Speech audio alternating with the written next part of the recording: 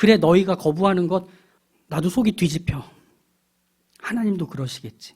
그런데 그걸로 오늘은 끝내자. 내일 다시 하자. 2차전. 이것입니다.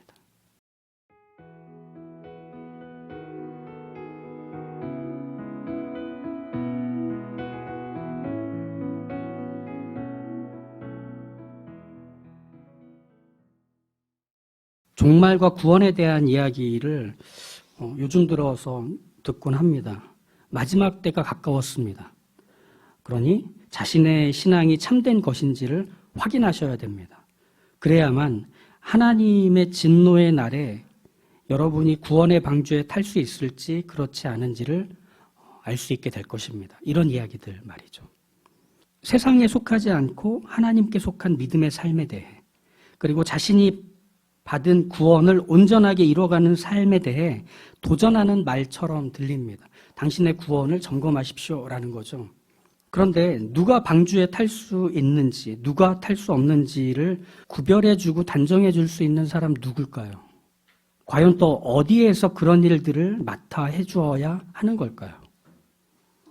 만약 그걸 할 수 있는 지식, 권한, 실력을 갖춘 사람을 데려오라고 하면 우리는 주저없이 바울 사도를 추천할 수밖에 없을 겁니다. 그 사람만큼 구원에 대해, 종말에 대해, 믿음과 삶에 대해 치열하고 진지하게 씨름하며 증거했던 사람이 또 어디 있겠습니까? 그렇죠? 사도행전의 마지막에서 바울은 믿음을 갖게 된 사람, 믿음을 갖기를 거부하는 사람들 앞에서 말을 합니다. 그리고 그 내용을 오늘 우리가 마지막 부분에서 확인하게 될 거죠. 도대체 무슨 말을 했을까요? 바울은 로마에 도착을 하게 되죠. 그래서 다행히 가이사를 만나기 전까지 집을 구해서 군사 한 명이 지키는 상당히 자유로운 상태로 한 2년 동안을 생활하게 됩니다. 그래도 여전히 바울은 쇠사슬에 묶여있는 죄수의 신분에는 변함이 없죠. 그래서 숙소를 마련해서 그곳에 사람들을 불러서 복음을 전하고 그리고 교제를 나눴던 것이 로마에서의 바울의 삶이었습니다. 이렇게 예수님을 만난 후에 바울의 삶은 복음이 전부가 된 것 같은 삶, 영혼을 구원하는 일에 자신의 전부를 드린 것 같은 삶을 살았습니다. 밀레도에서 고별 설교를 했던 것처럼 바울은 비록 쇠사슬에 묶여 로마로 왔지만 여기서도 여전히 그의 삶의 방향과 초점은 바뀌지 않고 있는 거죠. 오직 성령이 각성해서 내게 증거하여 결박과 환난이 나를 기다린다 하시나 내가 달려갈 길과 내 주께 받은 사명, 곧 하나님의 복음을 증거하는 일을 마치려 하면은 나의 생명을 조금 더 귀한 것으로 여기지 않겠다라고 하는 일을 바울은 예수님을 만난 후부터 지금까지 계속 해나가고 있는 중입니다. 여기 묶여있는 채로도 말이죠. 그래서 로마에 도착해 집을 구하고 3일 후쯤에 바울은 로마에 있는 지위가 높은 유대인들을 부릅니다. 그리고서 그들과 이야기를 하는데 이야기하는 내용들은 이거죠. 여러분, 제가 가이사를 만나서 하려는 말은 유대인들의 잘못을 신고해서 그들에게 피해가 가도록 하려고 찾아온 게 아닙니다. 저는 이스라엘의 소망을 말하려고 왔을 뿐입니다. 그래서 잘잘못을 가리기 위해 또 목숨을 부지하기 위해서 로마로 온 것이 아니라 이스라엘이 들어야만 하고 이스라엘이 가져야만 하는 그 하나님의 소망이 그들의 것이 되게 하기 위해서 저는 얘기하다가 여기까지 오게 된 것입니다. 바울이 말하는 이스라엘의 소망, 그건 바로 예수 그리스도였겠죠. 하나님께서 이스라엘에게 주신 약속의 그 구원자가 이 나사렛 예수라는 것. 그래서 죽음에서 부활하셨고 죄인과 하나님이 화목하게 되는 일이 비로소 시작이 되었다라고 말하는 이 기쁜 소식 말이죠. 그걸 어떻게 얘기하냐면 유대인이라면 모두가 알고 있는 지식, 경험, 그리고 그 안에 담겨있는 단어와 개념들을 가지고 얘기합니다. 그걸 뭐라고 23절에서 말하느냐, 모세의 율법과 선지자의 말을 가지고 하나님의 나라와 예수 그리스도를 전했다라고 하는 거죠. 6월절에 어린 양으로 오신 분입니다. 죽음을 넘어가게 하신 바로 그분입니다. 그리고 하나님과의 영원한 화목을 위한 희생제물로 오셨습니다. 그래서 하나님을 아빠 아버지라 부를 수 있는 길이 그분의 희생을 통해 열렸습니다. 그게 바로 십자가였고 빈 무덤이었고 부활이었습니다. 이렇게 얘기했겠죠. 그런데 이 얘기를 아침부터 밤까지 전했는데 바울의 말을 듣고 사람들이 둘로 나뉩니다. 그것을 믿고 받아들인 사람이 있고 그것을 거부하고 뒤로한 사람들이 있죠.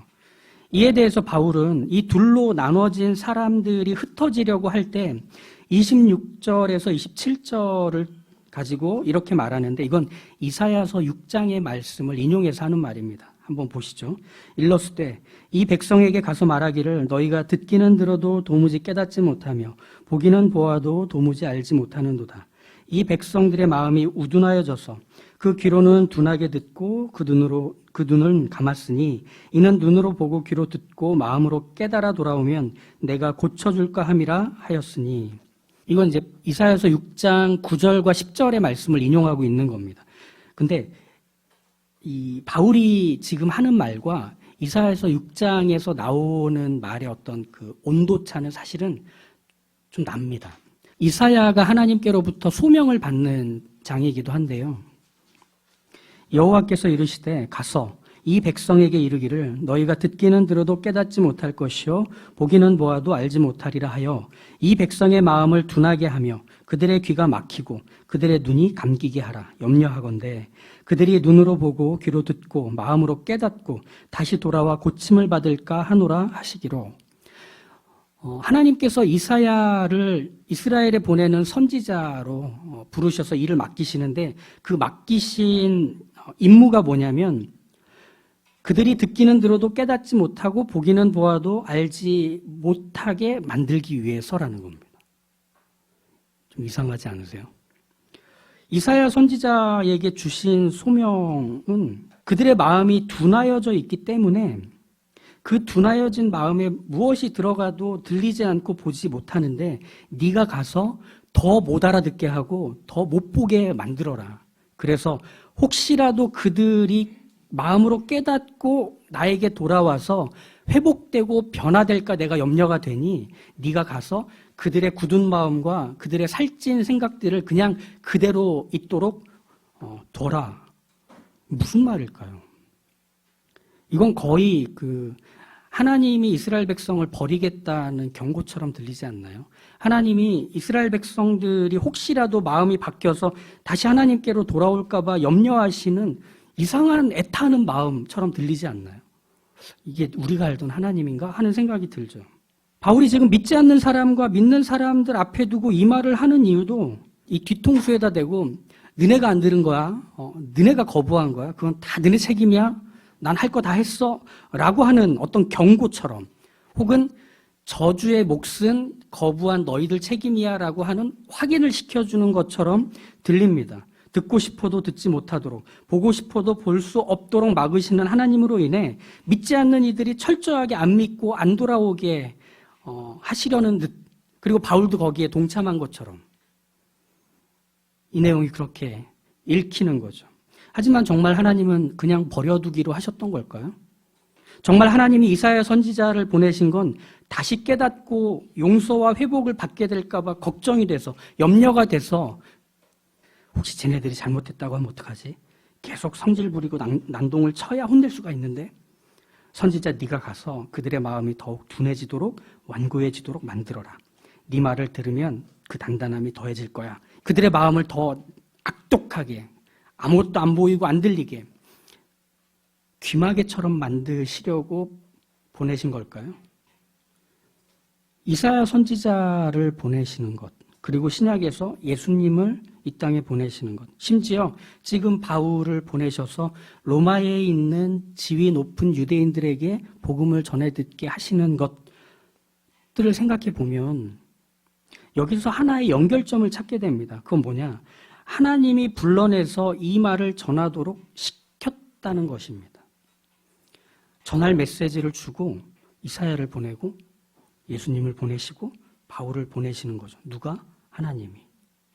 만약 안 믿고 안 듣고 안 보도록 내버려 두신다면 그게 제일 쉬운 방법이에요. 그냥 방치시켜버리면 됩니다. 왜 사람을 보냅니까? 보내실 이유가 없죠.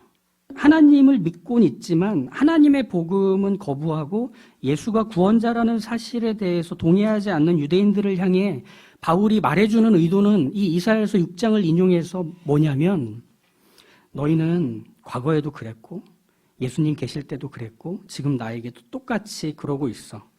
너희의 비둔해진 단단해진 마음으로 인해 듣지도 못하고 보지도 못하고 알지도 못하는 이 상태를 하나님이 가장 먼저 아셔서 내가 오게 된 거야. 예수님이 오셨던 거야. 하나님은 이사야를 포함한 많은 선지자와 예수님까지 너에게 보내주셨어.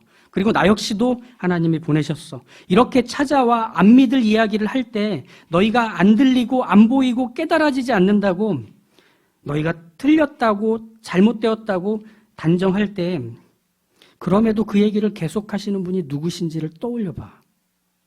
왜 하나님이 너희들에게 이 사람들을 계속 보내시는지, 너희가 듣지 않고 거부한 그 틀린 그 말을 많은 이방인들이 듣고 하나님을 믿게 된 것은 어떻게 설명할 거야? 이거죠. 바울의 말처럼 하나님은 한 번도 당신이 구원할 자들에 대해 단념하신 적이 없습니다. 듣지 않았다면 그건 너네 책임이야 라고 끝내시는 분이 아니라는 얘기입니다. 여전히 복음을 듣지 않고 예수님을 구원자로 믿지 않는 그 현실과 그 사람들의 단단해진 마음 앞에서 하나님은 완악함에 복음의 수고를 더하시고 계시는 겁니다. 계속 사람을 보내시는 겁니다. 그리고 그 완악함 중에도 씨를 뿌리시는 겁니다. 그걸 갈아엎어서 씨를 심겨 넣으십니다. 그들의 거부와 불구에도 말을 건네시는 겁니다. 계속 얘기하시는 겁니다. 귀를 닫고 눈이 감겨 있는데도 찾아와 만나시는 하나님은 바울이 말하고 있는 바로 그 하나님인 거죠. 그래서 지금의 이들 중 상당수가 보여준 거부와 무지와 완악함을 보며 바울은 그래, 너네가 거부한 거야. 너네 책임이야. 라면서 단념하고 체념하고 그들을 그런 상태로 단정하고 있지 않는 겁니다. 왜? 하나님 아버지의 마음을 그가 가졌기 때문이죠. 우리가 생각하는 것보다 하나님은 거부했느냐 받아들였느냐보다 훨씬 큰 하나님 자신의 사랑으로 그 거부하는 자들을, 그 받아들인 자들을 바라보고 계신다는 겁니다. 지금의 거부가 평생의 거부가 되지 않도록, 지금의 돌아섬이 평생 영원한 돌아섬이 되지 않도록 하시는 것은 하나님이 하시는 일입니다. 바울은 지금 이 마음이에요. 지금의 거부가 영원한 거부가 되지 않기를, 지금의 실망이 나만의 것으로만 끝나기를, 하나님의 것은 아님을 아는 사람, 그 한 사람이 거기에 있는 겁니다. 그래서 돌아오게 하시려는, 또 오래 참고 기다리시는 하나님 아버지의 마음과 그들의 완악함을 보며 안타깝지만 하나님이 포기하지 않으시기에 바울도 포기할 수 없었던 그 자리에서 바울은 자신의 마음이 아닌 하나님의 마음으로 그들에게 얘기하고 있는 겁니다. 그래, 너희가 거부하는 것 나도 속이 뒤집혀. 하나님도 그러시겠지. 그런데 그걸로 오늘은 끝내자. 내일 다시 하자. 2차전. 이것입니다. 거부가 반복될수록 예수 그리스도가 구원자임을 부정하고 부정하는 자리에서 하나님의 사람들은 끊임없이 그 자리에 가고 또 가기를 계속할 것이죠. 그게 바로 이 사도행전의 마지막 구절이 되는 것입니다. 하나님의 나라를 전파하며 주 예수 그리스도에 관한 모든 것을 담대하게 거침없이 가르치더라. 이걸로 사도행전이 끝이 나게 되는 거죠. 담대하고 거침없이 전파했다, 가르쳤다. 이건 아무런 방해도 받지 않고 대놓고 당당하게 하나님의 나라와 예수 그리스도에 대한 것을 전했다 하는 의미겠죠. 하지만 여기서는 두 가지의 측면에서 아닌 것이 있고 바로 한 가지의 진짜 의도가 설명이 될 수 있습니다. 먼저 담대하고 거침없이 전파했다는 건 복음을 전할 수 있는 상황과 여건이 잘 마련되었다는 뜻은 아닙니다. 아무런 방해도 받지 않는다는 것, 그리고 담대하고 거침없이 복음을 전할 수 있다는 건 하나님이 복음을 잘 전할 수 있는 모든 여건과 환경을 마련하셨다는 의미로 해석되어서는 곤란합니다. 그러니까 복음을 전하면 사람들 마음이 막 순하게 오셨어요 하면서 듣는 일들은 거의 없다는 겁니다. 내용과 말이 잘 전해지도록 복음만 세계 공통어로 만들어지는 것도 없습니다. 그렇지 않나요? 복음을 듣고 곧바로 믿음을 가질 빗물이 부어지는 마른 땅 같은 상태라는 것도 더더욱 없습니다. 그런 일들이 우리가 복음을 전할 때 일어나는 마련된 상황이지 않은 거죠. 그러니까 교회의 역사는 순교와 박해의 역사일 수밖에 없었습니다. 복음을 전할 때마다 역사 속에서 다양한 방식으로 그 복음의 걸음들이 막혀왔습니다. 거부되었고 공격당했습니다. 담대하고 거침없이 복음을 전하고 가르쳤기 때문에 거절은 현실이 되었던 그 자리들 말이죠. 즉 복음을 담대하고 거침없이 전한다는 것은 안전하고 편하고 효과적으로 복음이 전해지도록 하나님이 환경을 마련하셨다는 의미는 아닙니다. 두 번째, 담대하고 거침없이 전했다는 것은 복음을 전하는 사람이 품는 어떤 태도에 대한 말도 아닙니다. 천사의 얼굴을 했던 스데반 집사가 예수가 그리스도라는 것을 유대인들에게 전하자 어떻게 되죠? 돌에 맞아 죽었죠. 그래서 예루살렘 교회는 그 두려움으로 모두가 흩어지게 됩니다. 그래서 유대 땅과 사마리아 지역으로 흩어져 도망가죠. 그런데 그 도망친 자리, 흩어진 사람들이 그 자리에서 뭘 했을까요? 복음을 전했습니다. 담대하고 거침없이? 아니요. 두렵고 떨리는 마음으로. 잡히면 다시 예루살렘으로 끌려가 사내들인 공회에서 재판을 받고 죽을 수도 있는 그 두려움, 가족들과 떨어지게 되는 그 공포 앞에서 바들바들 떨며 복음을 전합니다. 담대하게 그것과 상관없이요. 거침없이? 아니요. 조심스럽게요. 코가 빠지게 나온 이 사람들은 유대인들의 투철한 신고정신 앞에서 조심조심하며 복음을 전했을 겁니다. 겁쟁이같이 했을 겁니다. 그런데 거기에서 복음을 전하는 모습, 태도라는 것이 거침없고 담대하지 않다고 해서 복음이 전해지지 않았나요? 그렇지 않았습니다.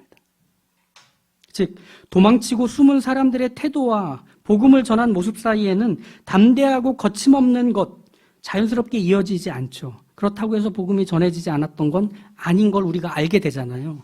그럼 이건 전하는 사람의 태도를 말하는 것도 아니라는 겁니다. 그럼 뭘까요?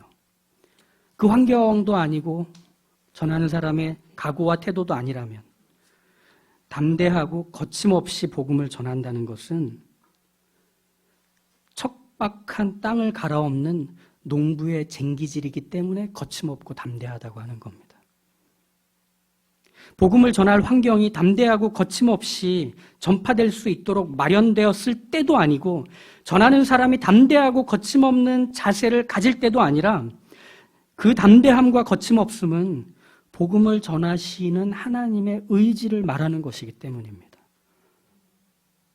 복음을 전파할 수 없을 상황에 있었던 한 사람을 우리는 떠올릴 수 있습니다. 빌립 집사입니다. 그도 예루살렘에 박해가 찾아오자 도망쳤습니다. 목숨을 부지하려고. 근데 그 사람이 어떻게 하죠? 사마리아 성으로 들어가서 복음을 전합니다.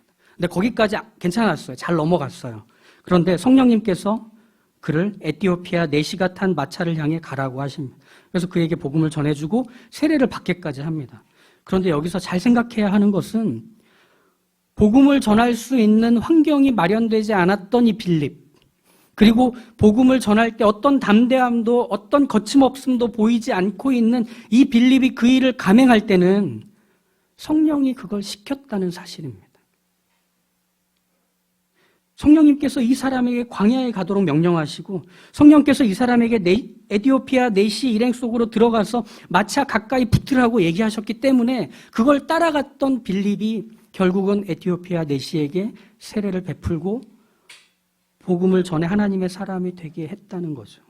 광야에서 성령님은 두 밭을 갈아엎으시고 계십니다. 에티오피아 네시가 살았던 하나님과 상관없는 고위 권력자의 문화와 삶 속에 먼저 성령님은 담대하고 거침없이 그의 마음을 갈아엎으십니다. 그래서 그가 복음을 아직은 전해드릴 수 없는 현실 앞에서 가장 근접한 단계인 유대교에 헌신한 이방인으로까지 만드시는 겁니다. 그래서 예루살렘 성전에 가서 제사를 드리고 다시 에티오피아로 가고 있었던 거죠. 그런데 거기서 성령님은 또 하나의 일을 하십니다. 바로 빌립의 마음을 갈아엎으십니다. 그리스도인이 된 후 예배하며 모이기를 힘쓰던 예루살렘 교회에서 성령님은 끌고 나오십니다. 매번 익숙하고 편해진 상황에서 끌어내시며 성령님은 계속 그를 낯선 자리에 던지십니다. 그래서 사마리아 성과 에티오피아 내시 간다게가 복음을 들을 수 있게 성령님께서 그에게 그 일을 하도록 하십니다.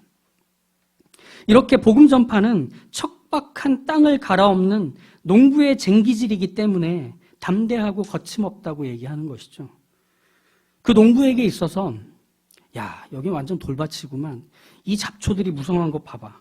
딱딱하게 말라버린 이 땅, 이거 어떻게 해야 되지? 라고 하지 않아요. 계획을 짭니다. 그리고 그 계획에 맞는 준비를 시작합니다. 그에게 갖고 있는 생각은 돌밭, 메말라버리고 굳어버린 딱딱한 땅, 잡초뿐인 이 현실이 아니라 과수원을 보는 눈입니다. 밭을 바라보는 안목입니다. 농부는 지금 땅의 상태를 단정짓지 않았기 때문에 담대하게 그 땅을 갈아엎을 수가 있는 거죠. 앞으로 밭이 될 이 땅에서 수확하게 될 풍성한 수확물들을 거둘 수 있을 것이기 때문에 거침없이 그 땅을 향해서 쟁기질을 할 수가 있는 거죠. 사도행전이 바울이 로마로 가서 수감 생활을 하고 있는 장면으로 끝나는 것은 참 의아합니다. 뭔가 멋있는 걸로 끝나야 되지 않나요? 바울이 로마에 갔습니다. 그래서 로마 황제를 만나서 너 죽어 하니까 로마 황제가 죽었습니다. 그래서 기독교는 세계의 종교가 됐습니다. 행복하게 잘 살았대요. 이렇게 하면 좋을 것 같아요. 그죠? 그런 일은 벌어지지 않죠. 그 멋진 장면들 다 마다하고 굳이 이렇게 자칫 복음 전파가 실패한 것처럼 믿는 사람도 생기고 안 믿는 사람도 생기더라. 이렇게 끝내야 했을까? 이방인의 사도로서 이방 땅에서 사슬에 묶여 갇혀있게 된 이 상황이 어떻게 보면 읽는 우리에게는 더 이상 복음이 전파될 수 없고 아무 일도 일어나지 않는 것 같아 보이는 현실을 마주하게 해줍니다. 그런데 그 마주한 현실이 전부라고 말하지 않으시는 하나님의 역설이 이 사도행전의 말미를 가득 채운다는 걸 우리는 지금까지 봤던 내용들을 통해 알지 않습니까? 하나님을 사랑했지만 예수가 구원자라는 사실을 거부하고 교회를 괴롭혀왔던 이 바울이 지금 사람들의 거절과 사람들의 미움 속에서도 복음을 전하는 걸음이 됐잖아요. 이것만큼 강력한 역설이 어디에 있습니까? 복음이 전파되지 못하고 사람들이 그것을 다 듣지 않고 등을 돌리는 이 모습 안에서도 여전히 하나님의 의지가 포기되지 않음을 우리는 이 사도행전 29장이 펼쳐질 걸 기대하면서 그림을 그릴 수 있게 됩니다. 아, 하나님의 의지는 계속되고 있잖아. 지금 그 의지가 2000년을 지나 우리의 구원으로 나타나 있잖아. 그럼 이 앞으로는 또 어떻게 될 것인가 하는 것 말이죠. 끊임없는 유대인들의 회방과 위협, 이거 우리가 사도행전에서 계속 봤습니다. 이방인들의 무관심과 의심 계속 봤습니다. 그런데 어떻게 됐죠? 교회는 오히려 더욱 예수 그리스도가 구원자이며 하나님이심을 선명히 고백해 왔습니다. 그 속에서 신약 성경이 쓰여졌고 삼위일체의 신비가 깨달아지게 되었습니다. 하나님의 나라와 그분의 영광과 사랑에 대한 깊이와 높이와 넓이와 폭이 오히려 그 박해와 핍박과 눈물과 한숨 안에서 끊임없이 담을 넘어서 그 담 밖에 있는 이들에게 뻗어갈 수 있게 되었습니다. 그리고 뻗어왔던 그 가지는 우리에게까지로 왔습니다. 이것이 하나님의 의지였습니다. 대단하지 않습니까? 우리가 지금이란 바로 이 눈에 보이는 결과들에 막혀서 우린 볼 수 없을 때, 우리가 떠올릴 미래를 상상할 수조차 없을 때 우리 하나님은 그 현장에서 담대하고 거침없이 당신이 바라보는 하나님의 나라, 당신이 꿈꾸고 있는 하나님의 뜻과 그 계획을 이루고 가고 계시는 중에 우리는 그분의 손에 쥐어진 쟁기로 쓰여지고 있는 중입니다. 그분의 거침없음과 담대함으로 갈아엎어지고 있는 이 세상과 사람의 마음이 있기 때문입니다. 누가 구원을 받았는지, 누가 구원을 받지 않았는지를 감별하는 전문가로서의 바울은 여기 없습니다.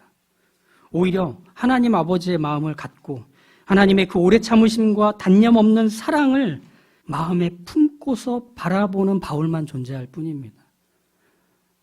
바로 그 한 사람 한 사람이 우리가 구원받는 데 있어서 밟아왔던 계단이었고 그 돌 하나하나가 우리라는 항아리 안에 들어가서 기어이 우리에게서 구원의 은혜가 가득 차 넘치는 일이 일어나게 되었던 것을 생각해 본다면 우리가 세상을 바라보는, 우리가 믿지 않는 이들을 바라보는, 우리가 하나님의 나라와 하나님의 의를 꿈꾸는 하나님의 사람으로 살아간다는 것은 기다려주는 사람이어야 하는 겁니다. 하나님의 그 뜻이 이루어지는 때까지 곁을 지키며 견뎌주는 사람일 수 있어야 하는 겁니다. 하나님의 그 구원이 느닷없이 벼락이 치듯 어느 땐가 일어날 때 우리는 그것이 하나님이라고 말해줄 수 있는 사람으로 그 곁에 있어 주어야 하는 것입니다.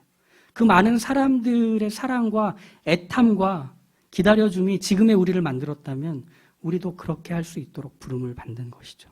그래서 사도행전 28장은 이렇게 마치 미완성인 것처럼 이 각박한 현실이 그대로 펼쳐진 채로 열린 책인 것처럼 마무리 지어집니다. 그러면 우리는 그 다음을 말할 수 있지 않을까요? 하나님의 의지는 여기까지 흘러왔습니다. 라고 말이죠. 그러니 담대하게 거침없이 단단해진 땅을 갈아엎는 그 농부의 의지가 지금도 펼쳐지기를 우린 기도할 수 있고 그리고 그것이 그분의 손에 쥐어진 나임을 알 수 있다면 우리의 삶은 하나님께 깊이 결속되어서 하나님의 나라를 함께 세우는 동역자의 삶이 될 것입니다. 바로 그 일에 부름받았음을 기억하십시오. 그 크신 하나님으로 인해 우리는 그렇게 배제와 혐오, 갈등과 원망밖에는 없는 것 같은 이 세상을 봉합시킬 수 있고 원래 하나님이 창조하신 그 아름다운 것을 회복시키는 사람으로서 우리가 그 역할을 할 수 있게 될 것입니다. 바로 그 사람으로 부름받아 사시고 있음을 믿으시길 주님의 이름으로 축복합니다.